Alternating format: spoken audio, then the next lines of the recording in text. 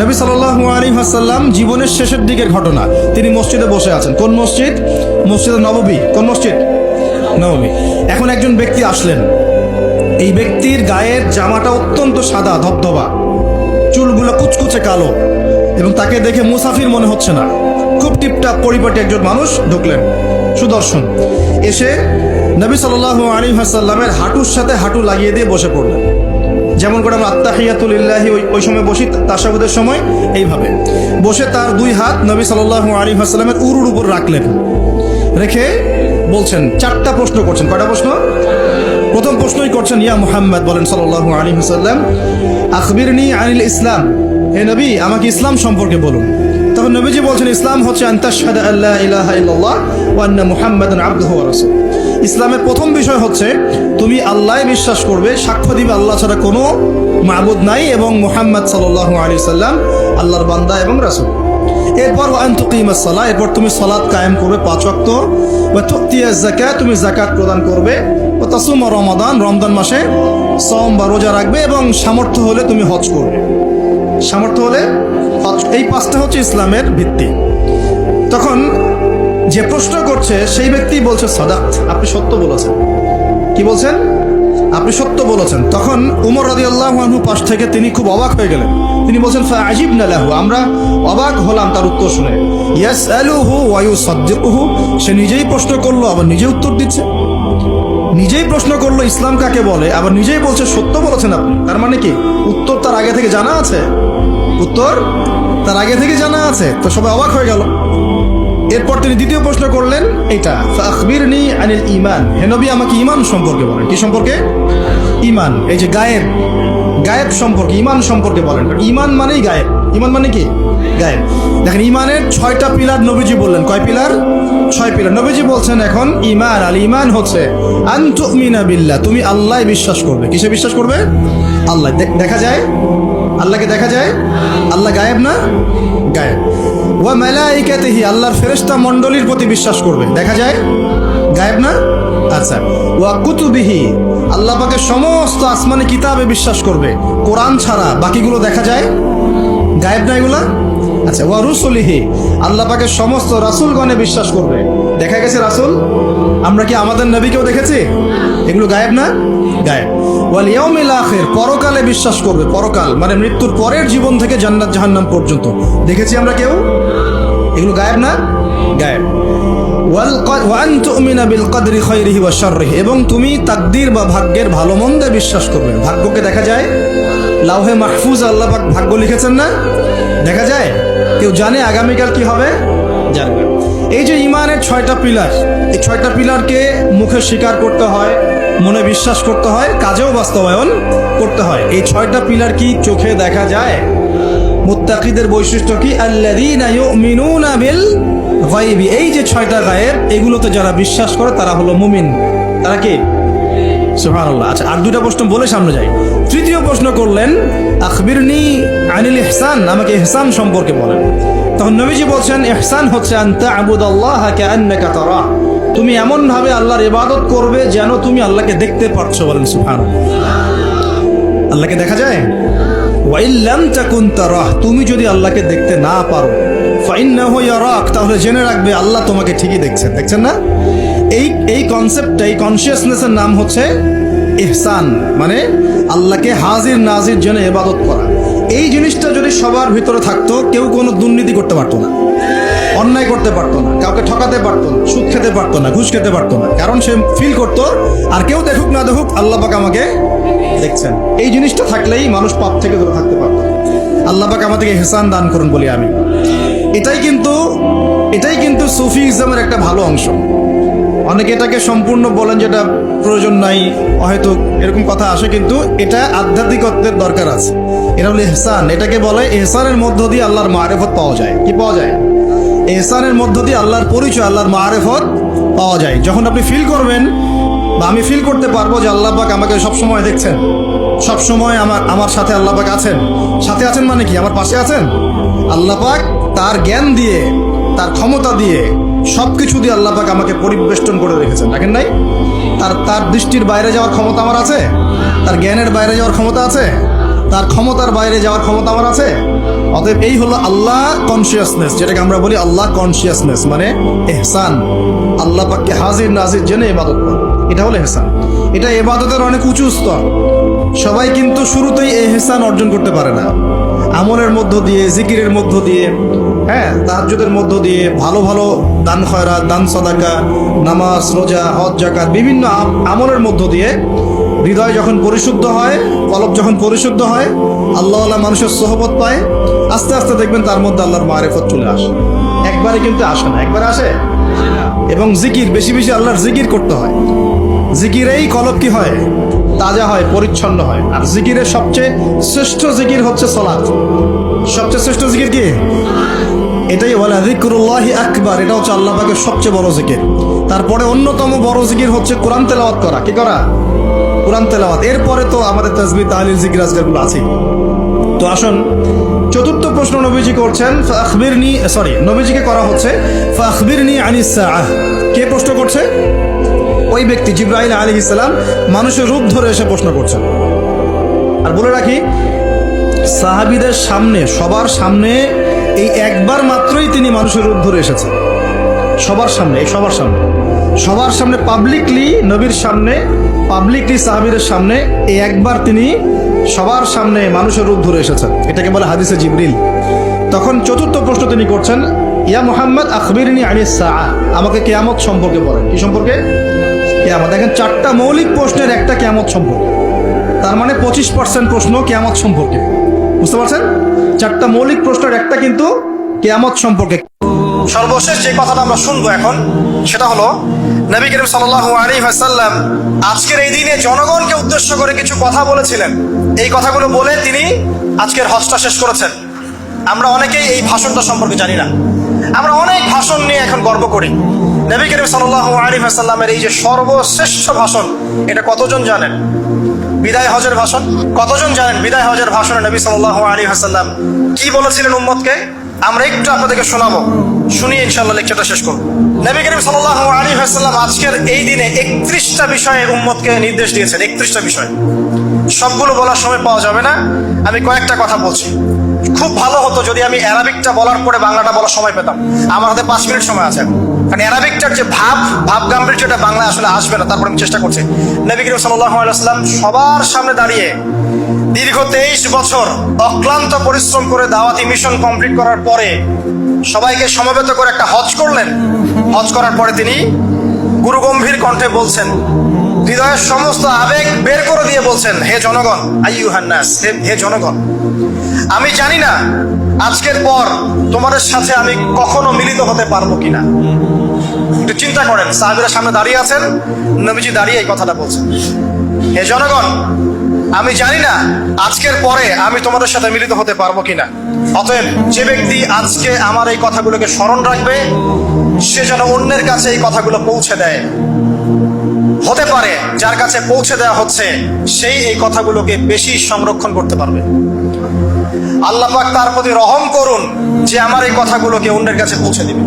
নবীজির ভাষণ। এরপর নবীজি বলছেন, জেনে রাখো, নিশ্চয়ই তোমাদের পরস্পরের, মুসলিমদের পরস্পরের সম্পদ, পরস্পরের রক্ত, পরস্পরের এই যে জান, মাল, ইজ্জত, এগুলো একে অপরের জন্য হারাম। মুসলিমদের পরস্পরের রক্ত, পরস্পরের ইজ্জত, সম্মান একে অপরের জন্য হারাম। এর হানি করা একে অপরের জন্য হারাম। ঠিক যেমন আজকের এই দিন হারাম, এই শহর হারাম, এই মাসও হারাম। নবী করিম সাল্লাল্লাহু আলাইহি ওয়াসাল্লাম বলছিলেন, জেনে রাখো 3টা বিষয়ে যেন তোমাদের অন্তর কখনো খেয়ানত না করে। 3টা বিষয়ে তোমাদের অন্তর যেন কখনো খেয়ানত না করে। 1, তোমরা যে কাজটাই করবা শুধু আল্লাহ পাকের সন্তুষ্টির জন্য করবে। তোমরা যে কাজই করবে শুধু আল্লাহর সন্তুষ্টির জন্য করবে। তোমাদের শাসক বর্গের কল্যাণ কামনা করবে। তোমাদের শাসক বর্গের কল্যাণ কামনা করবে। 3 নাম্বার, মুসলিমদের জামাতকে আঁকড়ে ধরে রাখবে। মুসলিমদের ইউনাইটেড কমিউনিটিকে আঁকড়ে ধরে থাকবে। এই 3টা বিষয় পালনের ক্ষেত্রে তোমাদের অন্তর যেন খেয়ানত না করে। এদিন সূর্য ঢলে যাওয়ার পরে নবী সাল্লাল্লাহু আলাইহি ওয়াসাল্লাম আরো বললেন, শুনে রাখো হে মানব জাতি, এটা ভালো করে শোনেন, শুনে রাখো হে মানব জাতি, নিশ্চয়ই আমি মুহাম্মদ সাল্লাল্লাহু আলাইহি ওয়াসাল্লাম জাহেলি যুগের যত কুপ্রথা আছে সমস্ত কুপ্রথাকে আমার পায়ের তলে পিষ্ট করে গেলাম। জাহেলি যুগে কি ছিল ভাই? শিরিক ছিল, সুদ ছিল, মাদক ছিল, নারীর অবমাননা ছিল, কন্যা সন্তানকে দাফন করা হতো, রক্তক্ষয়ী, হানাহানি, মারামারি, কাটাকাটি ছিল। এগুলো সবকিছুকে আমি আমার পায়ের তলে দাফন করে গেলাম। এটা কি দাফন হয়েছে? তিনি বলছেন নিশ্চয়ই আমি জাহেলি যুগের সুদকে আমার পায়ের তলে পিষ্ট করে যাচ্ছি। সর্বপ্রথম যার সুদ আমি পিষ্ট করছি তিনি হচ্ছেন আব্বাস ইবনে আব্দুল মুত্তালিব, আমার চাচার সুদ। নিজের পরিবার থেকে দৃষ্টান্ত স্থাপন করলেন।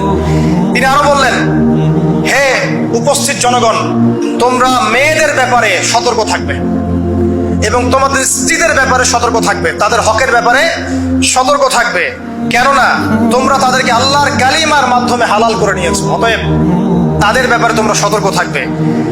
তোমাদের উপর তাদের হক হচ্ছে তোমরা যা খাবে, যা পরবে, তাদেরকেও তাই খাওয়াবে, তাই পরাবে। আর তাদের উপর তোমাদের হক হচ্ছে তারা তোমাদের বিছানায় এমন কাউকে আসতে দিবে না যাদেরকে তোমরা অপছন্দ করো। নবী করিম সাল্লাল্লাহু আলাইহি ওয়াসাল্লাম আরো বলছেন, এই দিন আইয়ুহান নাস, হে মানব জাতি, তারাকতু ফিকুম আমরাইন, জেনে রাখো আমি তোমাদের সামনে মাত্র দুটো বস্তু ছেড়ে গেলাম। কয়টা বস্তু? লান তাদিল্লু মা তামাসসাকতুম বিহিমা, তোমরা কোনোদিন পথভ্রষ্ট হবে না যতদিন এই দুটো বস্তুকে আঁকড়ে ধরে থাকবে। কিতাব আল্লাহ, আল্লাহর কিতাব, ওয়া সুন্নতে নবীহি, এবং তার নবীর সুন্নাহ। তিনি আরো বললেন, আল মুসলিম, জেনে রাখো প্রকৃত মুসলিম সে ব্যক্তি মান সালিমাল মুসলিমুনা মিন লিসানিহি ওয়া ইয়াদিহি, যে ব্যক্তির হাত এবং জবান থেকে অন্য মুসলিম নিরাপদ থাকে সেই ব্যক্তি হচ্ছে প্রকৃত মুসলিম। আল মুহাজির, আর প্রকৃত মুহাজির সে ব্যক্তি মান হাজারা মা নাহাল্লাহু আন, আল্লাহ পাক যা নিষেধ করেছেন সেখান থেকে যে দূরে থাকে সেই ব্যক্তি প্রকৃত মুহাজির, মানে হিজরতকারী। তিনি আরো বললেন, মনে রেখো আমি তোমাদের সবার আগে হাউজে কাউসারে চলে যাব, সুবহানাল্লাহ, এবং সেখানে আমি তোমাদের জন্য অপেক্ষা করতে থাকবো। অতএব শোনেন, অতএব তোমরা আমার চেহারাকে কালিমালিপ্ত করো না, মানে আমার চেহারায় কালিমালিপ্ত করো না, আমার নাম নষ্ট করে দিও না। আমি তোমাদের সংখ্যাধিক্য দেখে আল্লাহর কাছে গর্ব করব, আমাকে তোমরা অপমানিত করো না। আজকে কি আমরা তার দায়িত্ব পালন করে উম্মাহ হতে পেরেছি? নবীজি বলেছেন, তা আমার চেহারাকে কালিমালিপ্ত করো না, সুবহানাল্লাহ। তিনি বলছেন, ওই সময় কিছু মানুষ থেকে আমি মুক্ত হয়ে যাব আর কিছু মানুষ আমার থেকে মুক্ত হয়ে যাবে। বলা হলো, কারা ইয়া রাসূলুল্লাহ? তিনি বলছেন, আল্লাহ পাককে আমি বলবো, ইন্নাহুম মিন্নি, হে আল্লাহ এরা আমার উম্মাহ, এরা আমার উম্মত, আমার সাহাবী। আল্লাহ পাক বলবেন, ইন্নাকা লা তাদরি মা আহদাসা বা'দাক, তুমি জানো না হে নবী, তোমার মৃত্যুর পর এই মানুষগুলো, পরবর্তী মানুষগুলো তোমার দিনের মধ্যে কত বেদাত সংযোজন করেছিল। তিনি আরো বলেছিলেন, হে জনগণ, জেনে রাখো প্রত্যেক পরিবারের জন্য প্রতি বছর একটা করে পশু জবাই করার বিধান, প্রত্যেক পরিবারের জন্য, সামর্থ্যবান পরিবারের জন্য প্রত্যেক বছর একটা করে পশু জবাই করার বিধান রয়েছে। তিনি আরো বললেন, মনে রাখো একজনের অপরাধের শাস্তি আর একজন কখনো পাবে না, আর বাবার দোষে ছেলে কখনো দুষ্ট হবে না, ছেলের দোষে বাবাও কখনো অপরাধী হবে না। তিনি আরো বললেন, জেনে রাখো এই মানব জাতি, নিশ্চয়ই শয়তান এই বিষয় থেকে নিরাশ হয়ে গেছে যে তোমরা শয়তানের ইবাদত করবে। শয়তান নিরাশ হয়ে গেছে, কিন্তু শয়তান নিরাশ হয়নি একটা বিষয় থেকে, যে তোমরা একে অপরে হানাহানি, কাটাকাটি, ফিতনা, ফাসাদে ব্যস্ত থাকবে, যেমনটা এখন আমরা করছি। আমরা কিন্তু সরাসরি কখনো শয়তানের ইবাদত করছি না, করছি, কিন্তু মুসলিমরা এখন পরস্পরে হানাহানি, কাটাকাটি, ফাসাদে লিপ্ত আছে।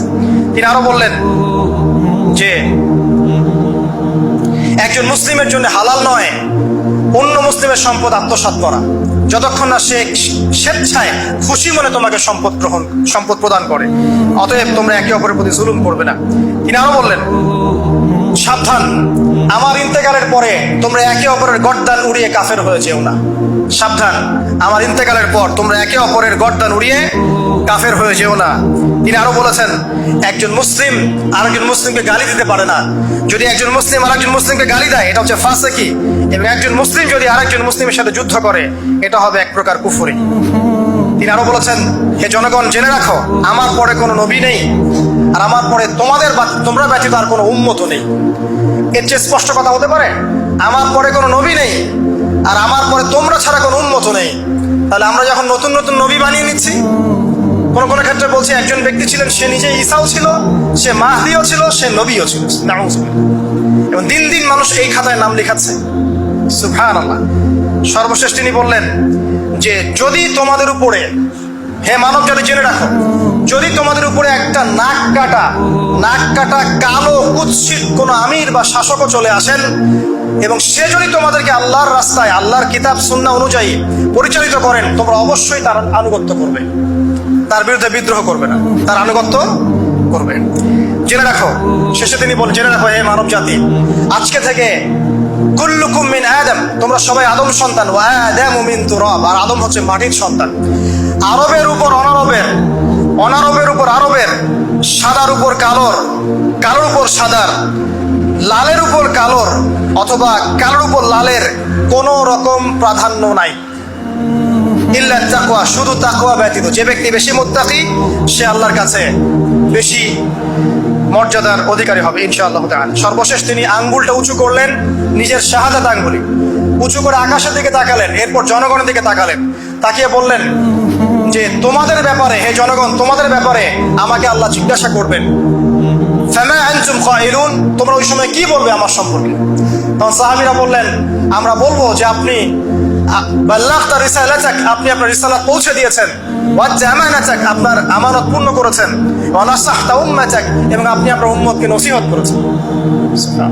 এরপরে তিনি আকাশের দিকে তাকিয়ে বললেন, আল্লাহুম্মা ফাশহাদ, হে আল্লাহ আপনি সাক্ষী থাকেন, আল্লাহুম্মা ফাশহাদ, হে আল্লাহ আপনি সাক্ষী থাকেন, আল্লাহুম্মা ফাশহাদ, হে আল্লাহ আপনি সাক্ষী থাকেন যে আমি আমার দায়িত্ব পৌঁছে দিয়েছি। এরপরে নাজিল হলো আল ইয়াউমা আকমালতু লাকুম দীনাকুম ওয়া আতমামতু আলাইকুম নি'মাতি ওয়া রাদিতু লাকুমুল ইসলাম দীনান।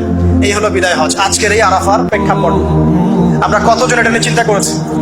1 মিনিট একটু বলে শেষ করি। দেখেন, শেষ ওসিয়ত যেগুলো হয় মানুষের, এটা খুব হৃদয় বিদারক হয় না? বাবা ইন্তেকাল করছেন, সন্তানের জন্য ওসিয়ত করে যাচ্ছেন, মাকে দেখিস, ইত্যাদি ইত্যাদি। হৃদয় বিদারক হয় না? মানুষ সারা জীবন মনে রাখে না? বাট আমরা আমাদের এই ন্যাশন, এই উম্মাহ, নবী সাল্লাল্লাহু আলাইহি সাল্লামের উম্মাহ বলে আমরা যারা দাবি করছি, আমাদের মধ্যে বেশিরভাগ মানুষ নবী সাল্লাল্লাহু আলাইহি সাল্লামের শেষ এই নসিহতগুলো ভুলে গেছে আমরা। নসিহতগুলোর মধ্যে সবচেয়ে ইম্পর্টেন্ট ছিল শিরক থেকে দূরে থাকা, সুদ থেকে দূরে থাকা, মুসলিম ভেদাভেদ না করা, শাসকের কল্যাণ কামনা করা, বিদ্রোহ না করে শাসককে উত্তম নসিহত করা। এবং আরেকটা হাদিসে তিনি বলেছিলেন 5 ওয়াক্ত সালাত আদায় করবে, সাওম পালন করবে, রমজান মাসে সাধ্যমতো সাদাকা করবে, মুসলিমদের জামাত আঁকড়ে ধরবে, ইনশাআল্লাহ হাসতে হাসতে জান্নাতে প্রবেশ করবে। আও কামা ক্বালা আলাইহিস সালাম। জাহেলি যুগের সমস্ত প্রথা ছেড়ে দেওয়া ছিল আজকের দিনের মূল মর্ম আমরা ছাড়তে পারছি না। সুদ ছেড়ে দেওয়া ছিল মূল মর্ম, ছাড়তে পারছি না। শিরক থেকে বেরোতে পারছি না। বেদাতীদের ব্যাপারে ধমক দেওয়া হয়েছে, বেদাত ছাড়তে পারছি না। খেয়াল করে দেখেন, মুসলিম হানাহানি কাটাকাটি এখনো ছাড়তে পারছি না। ইভেন ধর্মতাত্ত্বিক ভাবে আমরা বহু দল এবং উপদলে বিভক্ত হয়ে গেছি, কারোর সাথে কারো ঐক্য নাই। সব মিলিয়ে নবী সাল্লাল্লাহু আলাইহি ওয়াসাল্লামের শেষ ওসিয়তগুলো, কিতাব এবং সুন্নাহ আঁকড়ে ধরা, এটা আমরা সবাই আঁকড়ে ধরতে পারছি না। আজকের এই দিবসগুলো এই জন্যই আল্লাহ পাক বারবার ফিরিয়ে দেন, যাতে করে এগুলো নিয়ে আলোচনা হয়, আমরা এগুলো জানতে পারি এবং আমল করতে পারি, এই চেতনাগুলো লালন করতে পারি, নিজেরাও শিখি, পরিবারকেও শেখাই, আগামী প্রজন্মকেও শেখাই ইনশাআল্লাহ তাআলা। আশা করছি ইনশাআল্লাহ আমরা যদি নাও পারি, এক সময় এমন একটা প্রজন্ম আসবে যারা নবী সাল্লাল্লাহু আলাইহি ওয়াসাল্লামের উম্মার মতো উম্মাহ হবে ইনশাআল্লাহ।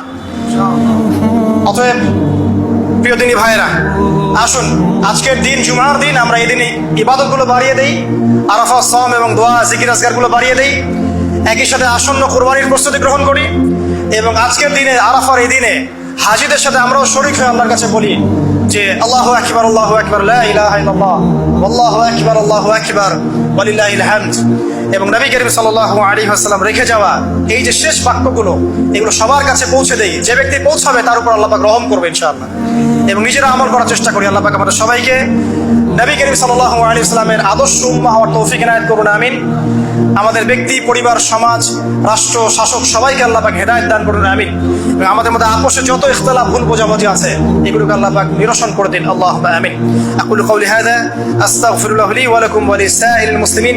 বারাকাল্লাহু লানা ওয়া লাকুম বিলায়াতিল হাকীম। ইন্নাহু তাআলা জাওয়াদুন কারীমুন বাররাউফুর রহিম। আসসালামু আলাইকুম ওয়া রাহমাতুল্লাহি ওয়া বারাকাতুহু।